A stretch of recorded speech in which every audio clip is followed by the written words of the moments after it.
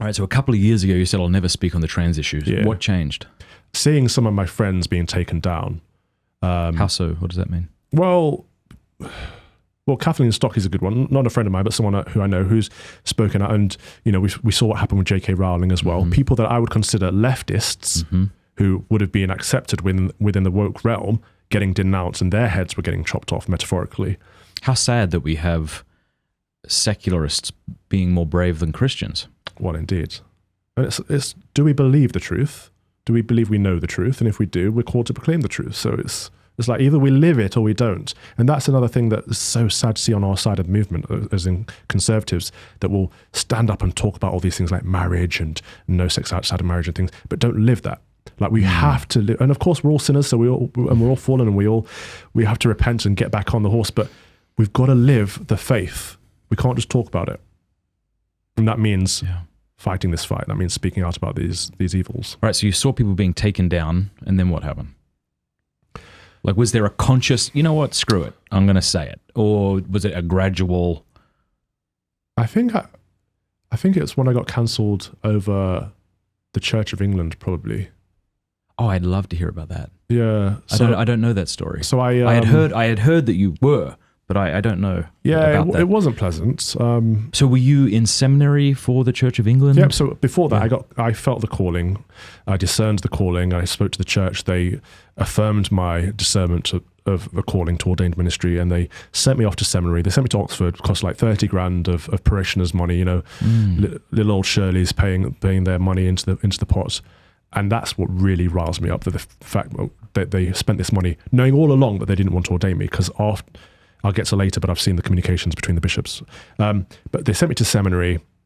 I did my training. I succeeded, excelled, did great, loved it. It was intense, but I loved it. And I got to the end of it, and I was supposed to be sent off to a parish. I met the incumbent priest that I was going to be the curate for. I visited the congregation and met them, spoke to the PCC, visited the flat, the curate's rectory that I was going to be living in, and then everything went quiet.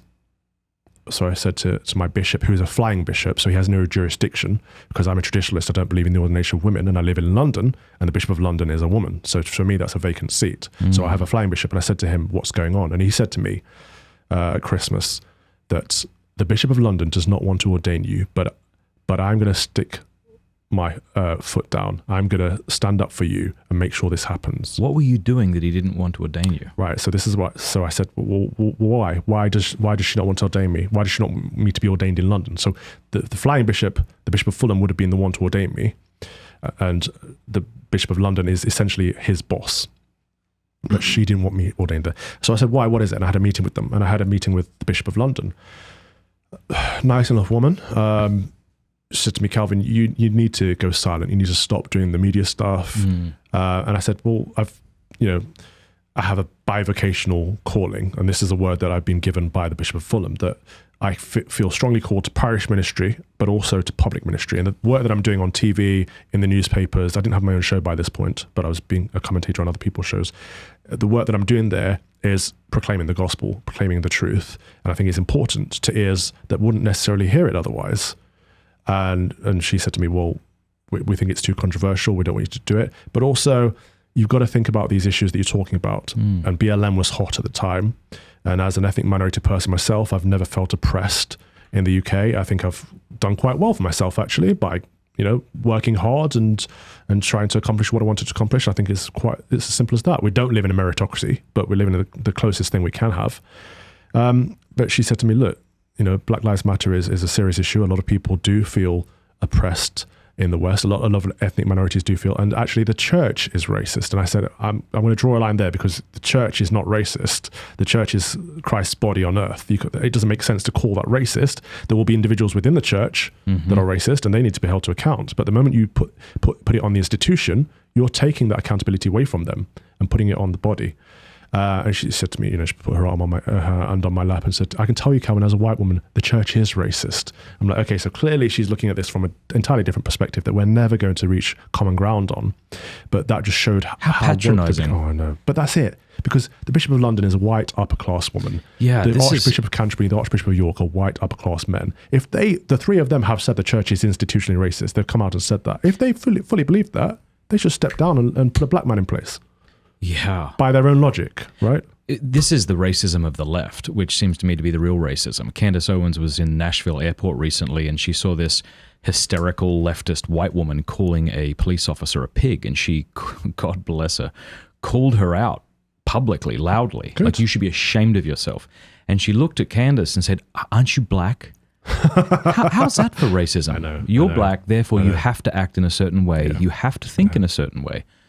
I just had a DM before I got here, actually, because I'm going to a protest for Turning Point. We're protesting against Drag Queen Story Hour because it's inappropriate for children to be sexualized in that manner. And the DM said, Calvin, how can you associate with Turning Point? They're racist. You as a man of color, how can you associate with them? It's like, well, first of all, they're not racist. And first you would say, like, what do you mean? You would say, what do you mean? I said, the only racist comment I've seen here is by you saying me as a man of color should subscribe to a certain set of political ideals. That's the racism. Like, reflect on that, please. And what did they say? They haven't replied yet. I'll let you know later. All right, yeah. So she puts her hand on your leg and tells you that the church is racist. Yeah. And so they use time as a weapon, and as in it came closer and closer to when I was supposed to be ordained, and then they put out a press statement saying that there are no. When the media started asking questions, that the church said there are no slots available to ordain Calvin. Of course there was, because of the slot that I'd already been given, and I had the writing and everything, and people said, sue them, and I just thought that's not a route that I want to go down. Of course there are scriptural battles there about suing the church and whatnot, but I wasn't in a place. It was emotionally draining to be kind of cast aside from what I saw as my calling, but of course it wasn't the calling that was being cast aside, it was the political lefties, the liberals that have captured the organization. So that was the first big cancellation that I had. And I was kind of lost, because I thought, if I feel like I'm called to ordain ministry and the church has confirmed that calling, what do I do? And I spoke about it in the media, and thankfully some US bishops got in touch from the ACNA and the REC who said, we've seen what's going on in the Church of England. We had a pretty similar thing over here. Could you break those acronyms down for us Catholics? ACNA is the Anglican Church in North America. Okay. The REC is the Reformed Episcopal Church. Gotcha. GAFCON is a Global Anglican Future Conference. And they are, so obviously the TEC, the Episcopal Church in America, became woke. They ordained a practicing gay bishop, which is obviously heretical, dragging the church into apostasy. And at that time, the ACNA set up and GAFCON set up, and they set up an alternative Episcopal route for Anglicans that want to remain orthodox and can't adhere to the wokeness. Okay. And they said, this is what we've done in America. There is a similar situation in England. We'd like you to meet X, Y, Z. And they introduced me to who is now my bishop. Okay. So it still happened. And I think God works, well, we know God works in mysterious ways, but if I had have been ordained in the Church of England, every single day would have been a battle, but not a battle for Christ, not a battle, well, it would have been a battle for the truth, but against wokeness. It would have been against bishops saying, you can't say that about trans, you can't say that about baptism, you can't say that about female ordination, you can't say that about, all these things that I hold to be true, because I get them from the Bible.